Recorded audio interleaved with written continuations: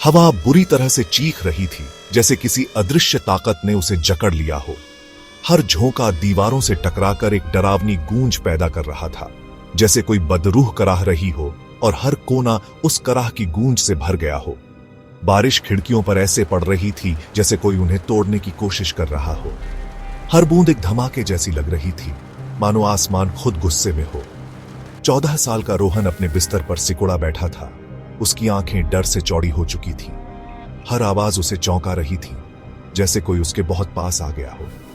उसकी गोद में पड़ी किताब अब पूरी तरह से भुला दी गई थी। कुछ देर पहले तक वो उस कहानी में डूबा हुआ था, लेकिन अब असली डर उसके सामने था। वो घर में अकेला था और हर कोना अब उसे अजनबी लगने लगा था। दीवारें, फर्श, छत सब जैसे उसे घूर रहे हो। उसके माता पिता रात भर के लिए बाहर गए हुए थे। उन्होंने कहा था कि सुबह तक लौट आएंगे, लेकिन रोहन को अब सुबह बहुत दूर लग रही थी। उसने घबराते हुए कोने में रखी पुरानी ग्रैंडफादर घड़ी की ओर देखा, जो हर सेकंड के साथ और डरावनी लग रही थी। उसकी टिक टिक अब और भी तेज लग रही थी, जैसे हर टिक सन्नाटे पर हथौड़े की चोट हो। घड़ी की सुइयां जैसे समय को नहीं, डर को माप रही थी। बिजली की रोशनी झपकी और फिर सब अंधेरे में डूब गया। एक पल के लिए कमरा उजाला हुआ और अगले ही पल वो और भी डरावना लगने लगा। रोहन ने अपना फोन उठाया। उसकी स्क्रीन की हल्की रोशनी ही अब उसका एकमात्र सहारा थी और उसकी मध्यम रोशनी में फ्यूज बॉक्स तक पहुंचने की कोशिश करने लगा।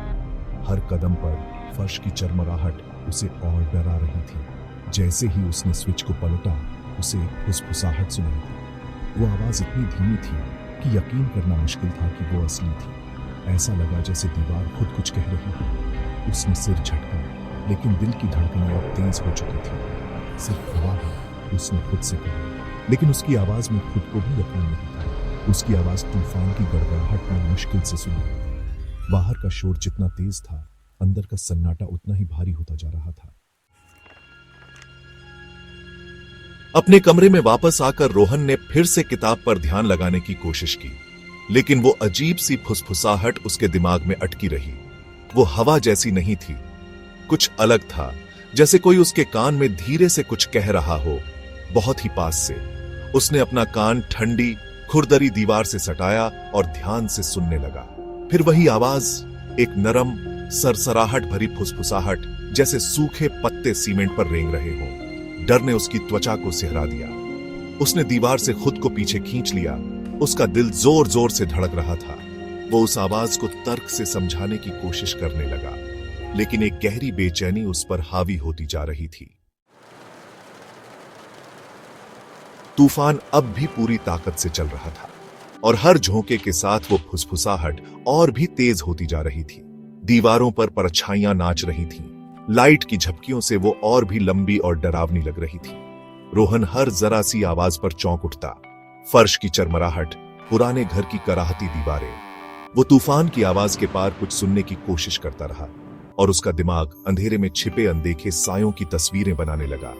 उसने खुद को किसी तरह व्यस्त रखने की कोशिश की, लेकिन वो फुसफुसाहट अब उसका पीछा कर रही थी। ऐसा लग रहा था जैसे वो हर कोने से आ रही हो, उसे चारों तरफ से घेर लिया हो।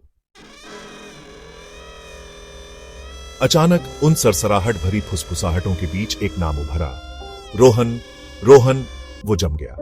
वो आवाज हल्की और थोड़ी बिगड़ी हुई जरूर थी, लेकिन उसने किसी भूली हुई याद को जगा दिया था।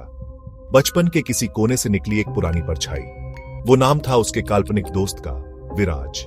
वो जिसे उसने सालों पहले भुला दिया था। ये एहसास जैसे किसी ने उसे जोर से धक्का दिया हो। विराज, उसका इमेजिनरी फ्रेंड, वही जिससे वो अपने सारे राज कहता था, खेलता था और जिसे उसने कभी सबसे करीबी दोस्त माना था। क्या वो वही हो सकता है? डर ने रोहन को पूरी तरह जकड़ लिया था। उसकी सांसें तेज हो रही थीं, दिल की धड़कनें जैसे कानों में गूंज रही थीं। कमरे की हर परछाई अब उसे किसी खतरे की तरह लग रही थी। उसने कभी सोचा भी नहीं था कि विराज उसके बचपन की कल्पना से कुछ ज्यादा हो सकता है। वो तो बस एक काल्पनिक दोस्त था, एक साथी जो अकेलेपन में उसके साथ खेलता था। लेकिन अब वो यादें किसी मासूम खेल की नहीं, बल्कि किसी चेतावनी की तरह लग रही थीं। लेकिन अब वो आवाज फिर से उसका नाम पुकार रही थी, हर बार पहले से ज्यादा साफ, ज्यादा सजीव, जैसे वो उसके बहुत पास आ चुकी हो। जैसे वो दीवारों के आर पार देख सकती हो।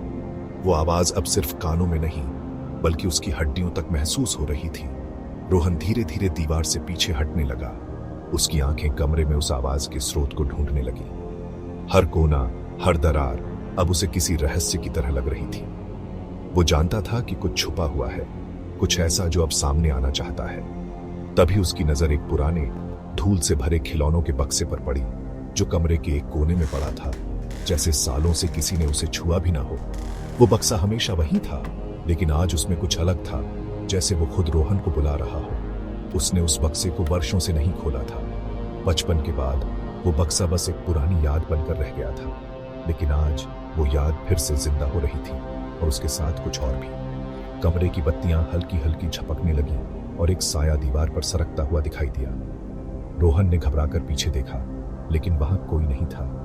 फिर भी उसे महसूस हो रहा था कि वो अकेला नहीं है।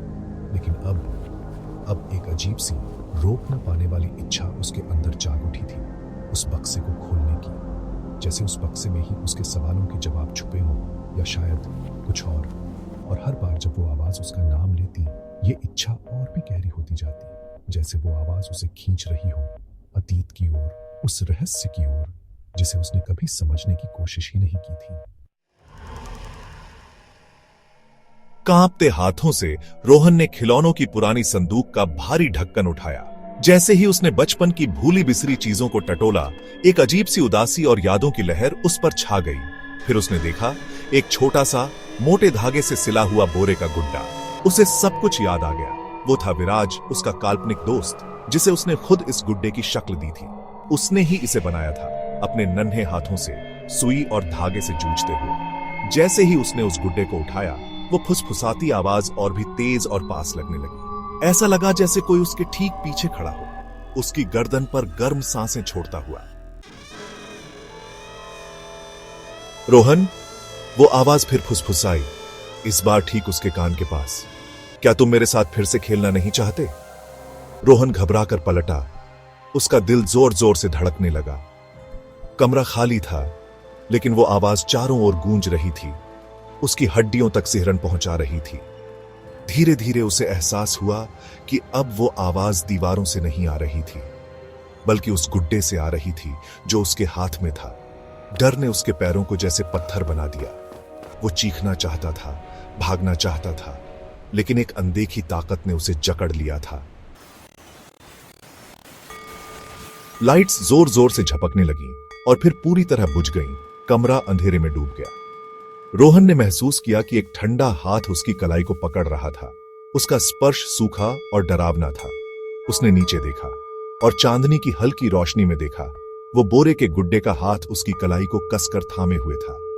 यह नामुमकिन था, लेकिन फिर भी वो था, बहुत हकीकत में। एक चक्कर सा उसके सिर में दौड़ गया। बचपन का वो डर जो कब का दफन हो चुका था, एक बार फिर पूरी ताकत से लौट आया। अब वो फिर से एक डरा हुआ बच्चा बन चुका था, अकेला, अंधेरे में उस चीज के साथ जिसे वो समझ नहीं पा रहा था। बाहर तूफान जोरों पर था, जैसे आसमान भी किसी अनकहे डर से कांप रहा हो। बिजली की चमक हर कुछ सेकंड में कमरे को उजाले में डुबो देती और फिर अंधेरा और भी गहरा लगता। ठीक वैसे ही जैसे रोहन के दिल में हलचल मची थी। उसकी सांसें तेज थीं और आंखें दरवाजे की दरारों को घूर रही थीं, मानो वहां कुछ छिपा हो। वो अंधेरे में जड़ बना खड़ा था, जैसे उसके पैरों ने जमीन पकड़ ली हो।